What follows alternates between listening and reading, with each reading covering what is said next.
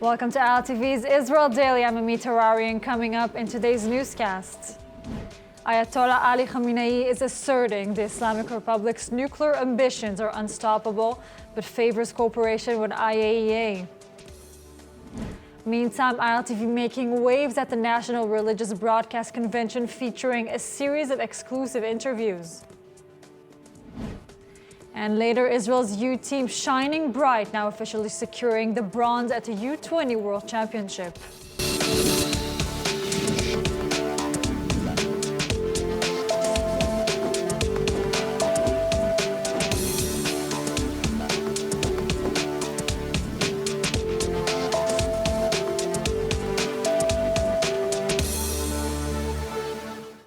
Iranian leader Ayatollah Ali Khamenei boasted that the world cannot stop the Islamic Republic from obtaining nuclear weapons if it chooses to build them.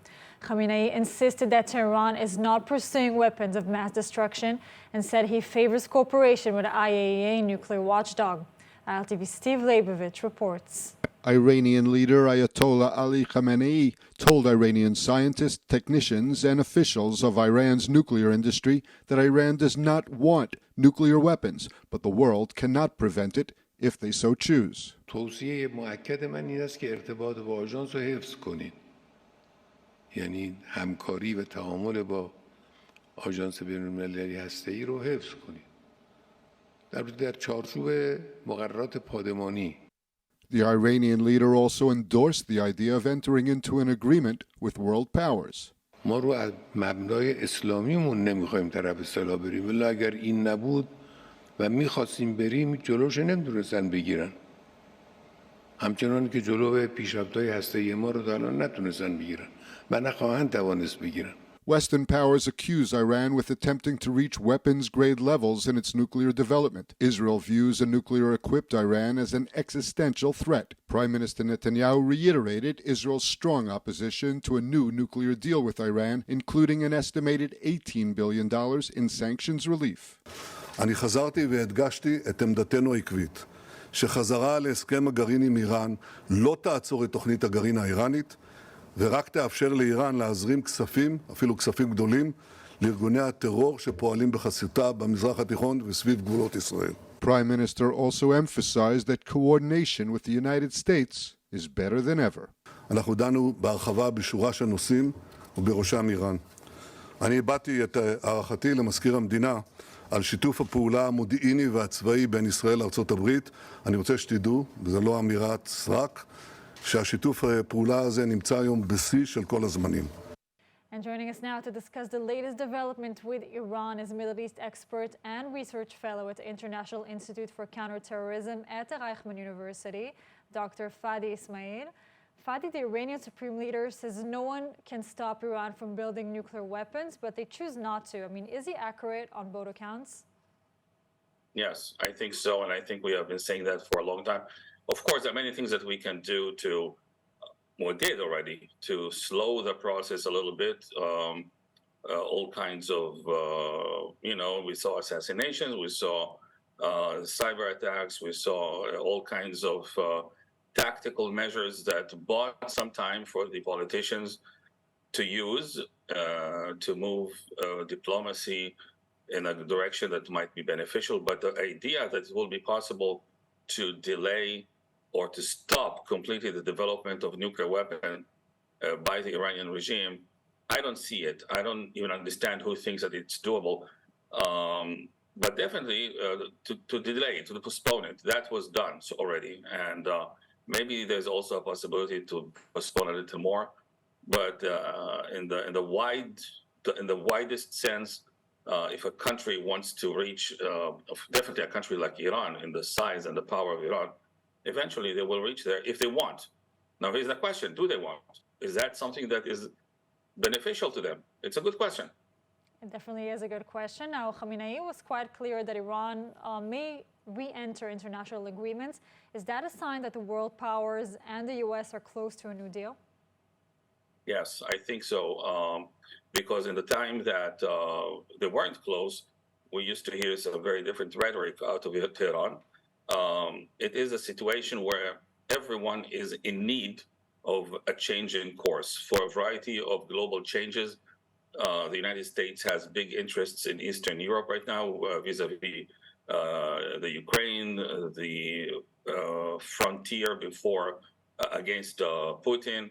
The fact that Iran is so important in helping Putin in his war against Ukraine is important to the United States as well. The ability of the United States to influence, to coerce, or to force its will in this region has deteriorated, very seriously deteriorated. So it needs a different pathway. Iran also needs this deal for a variety of obvious reasons. So in terms of what's happening in Eastern Europe, of the situation also with China, things that happen in this region vis-a-vis the resources that we have here, as well as the passageways that are very important. All of this leads to the obvious solution or the obvious direction that the United States needs to find a different pathway with the Iranians. I don't expect tomorrow morning to have a reopening of the embassies in both the capital cities, but they will have to find a different pathway. This is a situation that we're in right now. Any suggestion you would make for a different pathway between those countries? Superpower, between both countries? Well, you're not very wrong. Iran in this region has developed a hegemony over important parts of the Middle East that are also important to the U.S. And in the regional sense, these are two superpowers. The United States currently we're not going to use military power against Iran. We're not going to see 200,000 soldiers landing in Tehran and taking over like they did in Iraq. It just won't happen. I don't see it happening. So what else? Economically speaking, the Iranians have developed so many methods, so many ways to bypass sanctions and bypass all kinds of pressures. Iran is a very large country, and they figure out a way. They also have powerful allies in the form of China and Russia, and also other countries, even in the Western Hemisphere, or even Latin America and here and there. So if it is the most important thing is to acknowledge reality and maybe try to turn these lemons into lemonade. And there's a variety of ways to do this.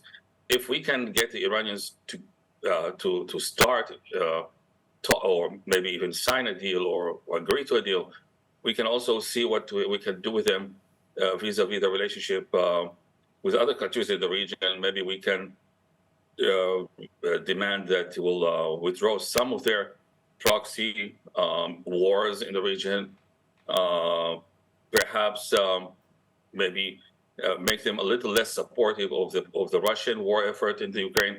There are many benefits that the United States can receive from such a renewed channel to the Iranians. And I have to say, the Iranians managed to create some strategic assets for themselves that we can use in the West. So it just requires a different approach. We don't have now the ability to force them to do things. We can definitely push them. I'm not sure exactly, for example, who is behind the Taliban's willingness to attack eastern Iran. Somebody is. Who is that? I don't know, but somebody is making the Taliban become a pain in the Iranians' neck, and maybe they will need our help to lift that pressure a little bit. We can do that. So there are all kinds of things that we can give and take. There are also internal pressures that they have that somebody is heating up, and maybe we can help. I mean, all kinds of things. So there's a lot of give and take here, a very wide range of things that can be done. And I assume that some people are doing this kind of conversation, probably. Definitely. Fadi, we'll be right back with you for a second part of the interview.